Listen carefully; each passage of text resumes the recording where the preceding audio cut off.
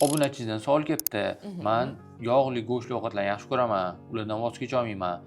Go'shtli ovqatlarni yeb turib ham ozish mumkinmi? Albatta mumkin. U shunaqa yog'liqqina go'shtlarni yeb turib ozish kerak-da.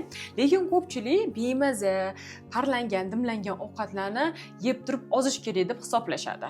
Lekin bunaqa parlangan, dimlangan ovqatlarni uzoq vaqt yeb bo'lmaydi. Tashagandan keyin yo'qotgan vaznini 2 baravariga qo'shib oladi.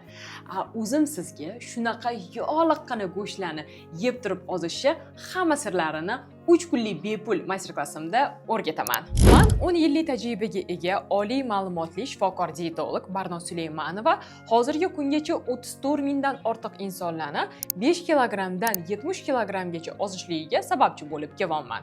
Agar sizda ham ortiqcha vazn va semizlik bilan bog'liq muammolar bor bo'lsa, aynan sizni yaqinda boshlanadigan 3 kunlik bepul onlayn master-klassimga taklif qilaman.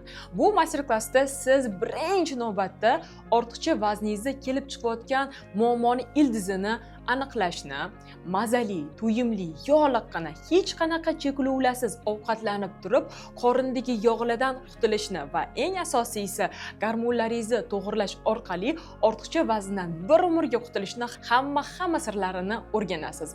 Eslatib o'taman, master-klass mutlaqo bepul, faqatgina vaqt chegaralangan. Shu sababdan hoziroq pastdagi tugmani bosib, ro'yxatdan o'ting.